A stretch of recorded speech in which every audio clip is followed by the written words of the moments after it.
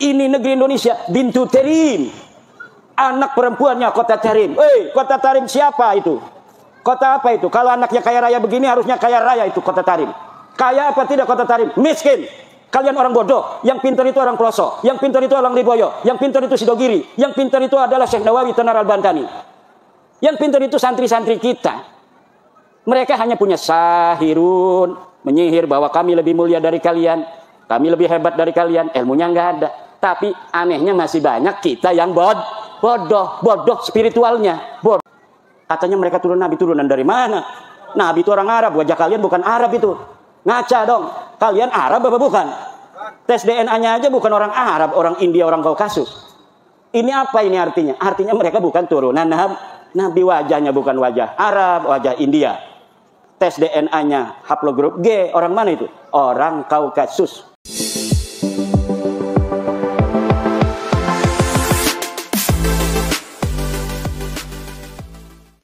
Assalamualaikum warahmatullahi ta'ala wabarakatuh. Kiai Haji Imaduddin saat mengisi tausiah keagamaan di daerah Provinsi Lampung dengan mayoritas jamaahnya dipenuhi dengan jamaah ibu-ibu muslimat NU, beliau Kiai Haji Imaduddin menjelaskan bagaimana adanya kelakuan tak bertanggung jawab, tidak bermoral dari oknum Habib Ba'alawi imigran Yaman yang mengaku-ngaku bahwa Indonesia adalah Bintu Tarim. Padahal kota Yaman, negaranya paling terbelakang dari peradaban dunia, paling miskin, penduduknya tidak sebanding dengan penduduk negara Indonesia. Menurut Kiai Haji Imaduddin, tempat peradaban Islam dan berkembangnya ilmu pengetahuan, ilmu agama saat ini adalah di Indonesia, bukan di negara Yaman. Termasuk dari bumi sanalah sekelompok Habib yang mengaku-ngaku cucu Nabi karena sebenarnya misinya pengen dimuliakan, padahal haplogrupnya dari orang yang mengaku cucu Nabi itu haplogrupnya adalah G. Sementara keturunan Nabi yaitu dari haplogrup J1 ini jauh berbeda. Kiai Haji Imaduddin saat berceramah sangat antusias sekali menerangkan kepada jemaah di sana tentang bagaimana klaim oknum Habib yang sok suci daripada klan di luar mereka. Jadi ada oknum Habib yang merasa paling suci kelompoknya itu dan menganggap di luar dirinya itu dianggap sesuatu status sosial keagamanya nomor 2. Nah, untuk itu teman-teman mari kita simak ceramah Kiai Haji Imaduddin pada saat mengisi tausiah keagamaan di daerah Provinsi Lampung yang mayoritas notabene adalah lebih banyak jamaahnya dipenuhi dengan ibu-ibu muslimat NU. Mari kita simak ceramah Kiai Imad dalam video berikut ini. Coba baca dalam Al-Quran, ada orang-orang yang dinas oleh Al-Quran tidak akan bahagia. 1. La yuflihul kafirun, la yuflihul zalimun, la yuflihus sahirun. Tidak akan bahagia orang-orang yang kafir, tidak akan bahagia orang-orang yang zalim, tidak akan bahagia orang-orang tukang sihir, tukang merubah sejarah. Sihir itu, sahir itu tukang merubah sejarah, menina bobokan pikiran orang untuk tidak sesuai dengan yang sebenarnya, merubah-rubah sejarah Indonesia yang merdeka oleh Insinyur Soekarno, oleh Mbah Hasyim Asy'ari, Mbah Wahab Hasbullah, Bisri Sansuri, ulama-ulama Nusantara, pejuang-pejuang Nusantara, sekarang dirubah katanya hari penetapan 17 Agustus 45 oleh Habib. Ini perubahan. Tidak ada dalam sejarah masa lalu. Tidak ada di dalam kemerdekaan kita, di dalam merebut kemerdekaan dari penjajah Jepang, dari penjajah Belanda. Cerita orang-orang Habib-Habib berjuang untuk NKRI teu aya ora ono. Tapi hari ini sejarahnya ditulis seperti itu. Apakah orang-orang Sendang Agung akan membiarkan sejarah leluhurnya di masa lalu dirubah oleh orang-orang zalim, oleh tukang-tukang sihir, menyihir dengan merubah sejarah? Itu lebih kuat daripada melet perempuan. Mana? PW ini ajian peletnya udah dikasih, jangan macam-macam. Melet perempuan itu paling manfaatnya untuk dirinya dan mafsadatnya untuk perempuan yang dipelet itu. Tapi kalau merubah sejarah, memelet sejarah, mensihir sejarah, 7 turunan bahkan sampai kiamat kita akan dijajah oleh yang merubah sejarah kita. Ketika mereka di zaman-zaman membutuhkan tenaga, membutuhkan darah, membutuhkan perjuangan, membutuhkan pasukan, di mana mereka tidak ada yang mengirimkan pasukan. 10 November 1945 yang datang ke Surabaya untuk menyerahkan nyawa adalah orang-orang Madura, orang Surabaya, orang Trenggalek, orang Kebumen, orang Pasuruan dan sekitarnya, orang Gresik, orang Jember. Tidak ada dari orang-orang selain nama-nama Jawa dan nama-nama Islam yang asli dari Jawa yang ikut bertempur. Tapi setelah itu hari ini mereka membuat sejarah bahwa katanya leluhur mereka yang menentukan tanggal 17 Agustus sebagai hari proklamasi.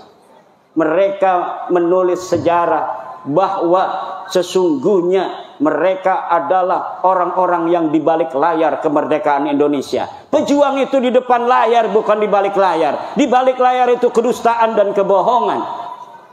Tidak ada pejuang di balik layar. Pejuang itu harus di depan layar. Seperti Kiai Zainun membuka pondok ini dengan kakaknya Kiai Patah Hasan yang luar biasa, doanya sampai menembus langit tadi, mendoakan kita semua yang hadir. Itu ibu-ibu lagi didoain oleh Kiai Patah Hasan. Semoga ibu-ibu banyak duitnya itu. Ibunya diem aja makan snack. Padahal lagi didoain kaya raya. Didoain semoga anaknya jadi kiai, jadi camat, jadi bupati, jadi gubernur, jadi presiden, jadi ketua PBB sekalian. Kenapa? Karena kemuliaan kita sebagai manusia ditentukan oleh Allah, bukan berdasarkan siapa keturunan kita. Dan ini yang sedang dibodohi, sedang disihir oleh mereka, bahwa kemuliaan itu hanya berdasarkan keturunan. Orang yang berketurunan mulia, merekalah yang akan mulia. Orang yang sudah keturunan budak tetap selamanya akan jadi budak sampai hari kiamat. Nah, iya lain ajaran Islam, iki dudu ajarane Islam. Ini ngomong Jawa Sunda karena ada orang Sunda juga tadi. Assalamualaikum, saya dari Pandeglang katanya. Biarin dia doang tuh yang ngerti bahasa Sunda. Juga ada kiai teman saya dari Petir ini rupanya. Masya Allah. Sehat kiai. Ini khas merah putihnya ini tuh ada di belakang tuh. Ibu-ibu, bapak-bapak, hadirin ma'asyiral muslimin rahimakumullah. Yang tidak akan bahagia lagi, Kiai Zainun, jangan takut-takut. Kiai Zainun. Ini kalau di lab sampai ke pelosok katanya ini. Tenang aja, Kiai pelosok juga sama dengan Kiai Zainun. Teu percaya Habib eta turunan Nabi. Teu ngomong doang teu. Sama semuanya. Kiai-kiai kita itu orang yang punya ma'rifat billah, punya ma'rifat billah. Cuma mereka punya kebijaksanaan kayak Pak Camat. Pak Camat, Pak Bupati, itu mereka jadi bapak bukan hanya untuk kiai. Pak Camat itu anaknya ada yang jawara, ada yang pendekar, ada yang pemabok, ada yang kiai, ada yang santri. Semuanya anaknya Pak Camat, harus dilindungi semua.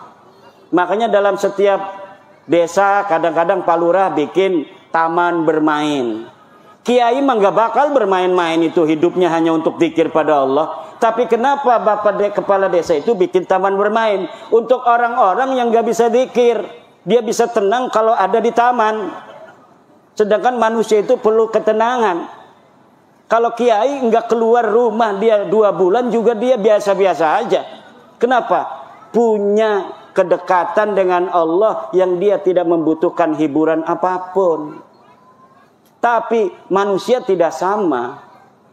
Ada yang kadang-kadang dengan Al-Quran saja dia udah cukup merasa tenteram. Ada yang tidak perlu baca Al-Quran, dia hanya zikir kepada Allah. Ada juga yang butuh selawat baru dia bisa nangis. Kalau baca Sallallahu ala Muhammad, baru dia bisa nangis.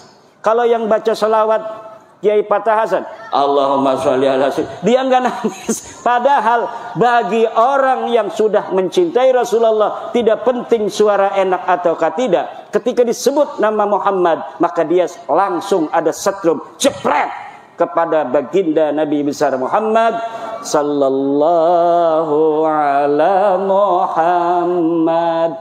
Ada orang yang butuh musik juga. Dia kalau mendengarin musik-musik yang semangat, dia jadi semangat. Kalau dia tidak mendengarkan musik semangat, dia mewek, dia memble. Itu ada yang begitu. Jadi manusia itu diciptakan oleh Allah bermacam-macam warna. Camat, bupati, presiden, itu yang suka sholat anaknya, yang gak suka sholat anaknya, yang suka ngerampok juga anaknya, yang harus diberi hak sesuai dengan amalnya. Dia benar harus dihukum, tetapi dimasukin penjara, dikasih makan sama negara. Kalau kata saya itu para koruptor masukin penjara nggak usah dikasih makan. Coba lihat 12 hari udah mati apa belum. Tapi nggak begitu sama negara itu, sama presiden, sama bupati. Tetap yang nakal pun perampok, penjudi, tukang judol. Bu, suaminya ada yang judol apa tidak? Yang sabar aja. Paling kebun sawit nanti dijual gitu. Jangan sampai ibu-ibu suaminya suka main judi online, berbahaya. Itu tidak akan ada orang kaya raya dengan judi. Teaya.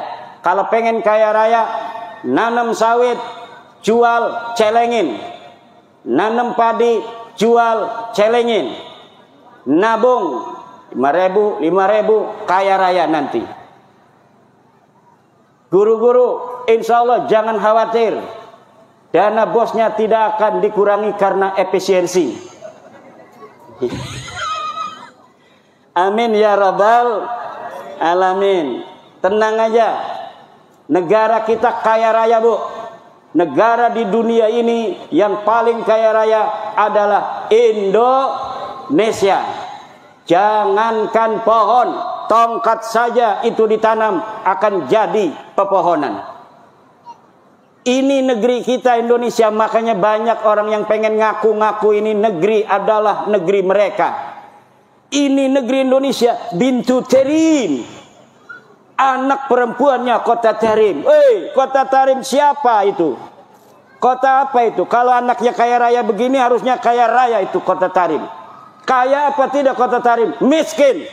Kalian orang bodoh. Yang pintar itu orang pelosok. Yang pintar itu orang Riboyo. Yang pintar itu Sidogiri. Yang pintar itu adalah Syekh Nawawi Tanar Al-Bantani. Yang pintar itu santri-santri kita. Mereka hanya punya sahirun, menyihir bahwa kami lebih mulia dari kalian, kami lebih hebat dari kalian, ilmunya nggak ada. Tapi anehnya masih banyak kita yang bodoh spiritualnya, bodoh emosionalnya. Hanya dengan kata-kata narasi dan diksi begitu kita percaya.